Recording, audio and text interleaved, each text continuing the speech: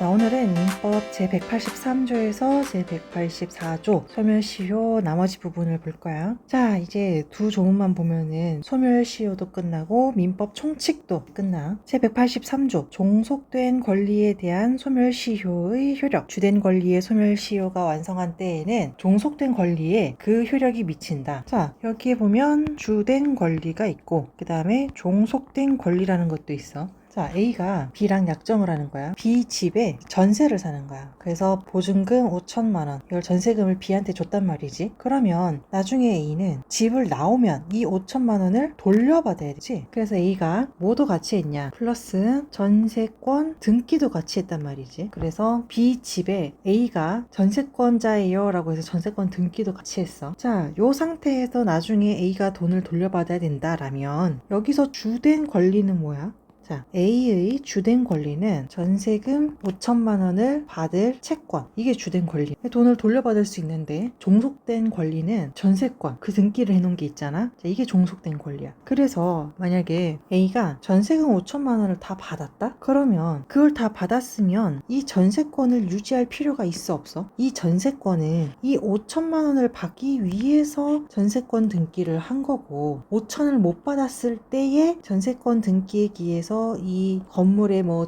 경매를 한다든지 해가지고 5천만 원을 받으려고 전세권을 등기한 거란 말이야. 그렇기 때문에 이미 A가 B한테 5천만 원을 다 받았다면 이 전세권은 더 이상 유지할 필요가 없는 거야. 요 관계가 주된 권리와 종속된 권리야. 그렇다면 동일한 관점에서 볼 때, 자, A의 주된 권리, 전세금 5천만 원을 받을 채권, 이게 만약에 소멸시효 때문에 소멸시효가 완성돼가지고 더 이상 받지 못하게 됐어. 그렇다고 하면 더 이상 5천만 원을 받을 수가 없는데 이 전세권을 유지할 필요가 없어지는지, 그래서 얘를 이 종속된 권리 얘도 소멸시효 완성의 효력이 친다. 그래서 소멸시효가 완성이 됐는데도 A가 나중에 B야, 나 전세권 있어, 이거 가지고 등기 있으니까 나 경매에서 나 5천만 원 전세금 받을 거야 라고 하는 게 타당하다, 타당하지 않다? 말이 안 된다. 타당하지 않다. 왜? 이미 5천만 원은 어떻게 됐다고? 소멸시효 때문에 없어졌지? 그렇기 때문에 종속된 권리 전세권에도 그 효력이 미치지. 그래서 이걸 가지고 더 이상 주장을 할 수가 없지. 요 개념을 말하고 있는 거야.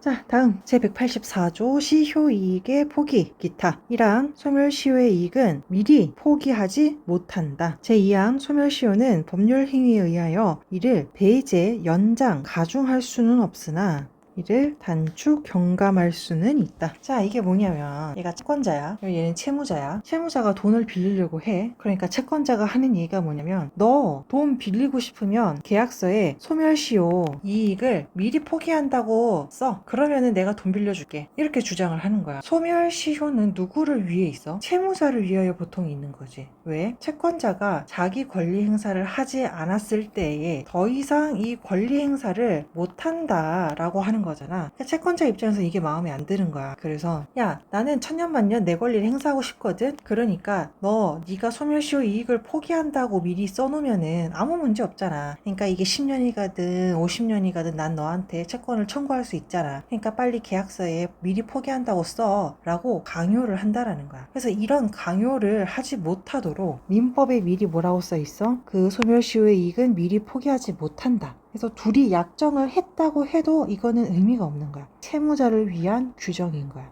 자, 그리고 민법이 채권자한테 소멸시효 이익 미리 포기하지 못해 라고 하니까 그럼 채권자가 무슨 생각을 했냐? 그래? 그럼 일반 채권이 10년짜리인데 그럼 우리 둘이 계약서에 채권 소멸시효 기간을 50년으로 하자. 그럼 내가 죽을 때까지, 죽기 전에는 너한테 돈을 받아낼 수 있을 것 같아. 우리 10년 말고 50년으로 약정해. 채무자 빨리 계약서에 너 그렇게 써 라고 강요를 할 수 있단 말이지. 그래서 또 여기서 민법이 하는 얘기가 뭐야? 이 소멸시효는 배제, 연장, 가중할 수 없다. 그래서 소멸시효 없는 거야 라고 할 수도 없고 소멸시효 기간을 연장할 수도 없고 가중할 수도 없는데 다만 할 수 있는 건 뭐냐, 일반 채권 소멸시효가 10년짜리인데 우리끼리 이거 7년으로 줄이자 라고 하는 건 인정을 해주겠다라는 거야. 왜? 이 7년으로 줄이는 건 누구한테 유리한 거야? 채무자한테 유리한 거야. 채무자 입장에서 10년 동안 채권자가 권리 행사를 안 하는 거를 기다리는 거랑 7년을 기다리는 거랑 차이가 나잖아.